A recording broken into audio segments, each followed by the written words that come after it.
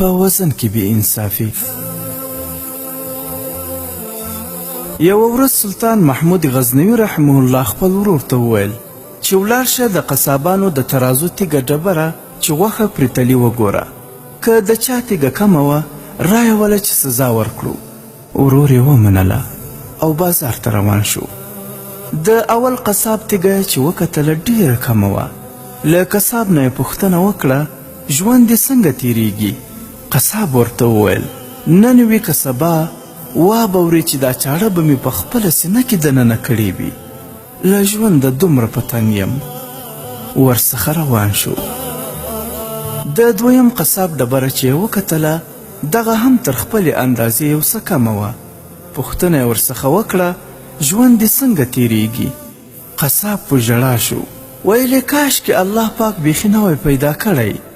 ډیر خراب، ستړی، ناارامه او بې عزته ژوند مې دی. له دې څخه هم روان شو. د سلطان محمود غزنوي رحمه الله ورور د دریم قصاب ډبره وکتله چې وزن یې پوره و. له قصابه یې وپوښتل ژوند دې څنګه تیریږي؟ قصاب ورته وویل شکر الحمدلله ډیر ښه ژوند مې دی. تر ډیرو خلکو مې اولادونه، ښځه، کور، مال او ژوند ښه دی. ډیر خوشحاله یم. دی ورڅخه روان شو. کله چې سلطان محمود غزنوي رحمه الله ته ورسید سلطان پوښتنه ورڅخه وکړه د قصابانو ډبرې څنګه وې؟ ورور یې ورته وویل د یو څو قصابانو ډبرې کمې وې. سلطان وویل نو ولې دې رانه ویستل چې سزا مې ورکړې وای؟ ورور یې ورته وویل الله جل جلاله سزا ورکوله چې د چا تیږه ډیره کمه وه، ښه ورځ یې نه درلوده، په غم کې اخته وه، ناارامه وه او هیڅ رنګه خوشحالي یې په ژوند کې نه درلوده.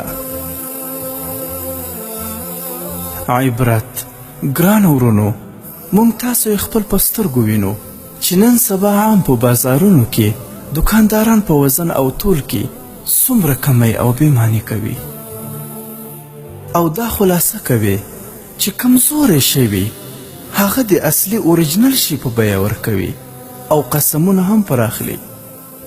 آن تر دې چې بعضې دکانداران خو طلاقونه هم پراخلي، یعنی په ګراک باندې چې کوم شی خرڅوي و هغه ته قسمونه اخلي چې دا مې په دومره راوړی دی، حالانکه دی خپل په خبرو کې دروغجن وي، د دروغو قسمونه اخلي.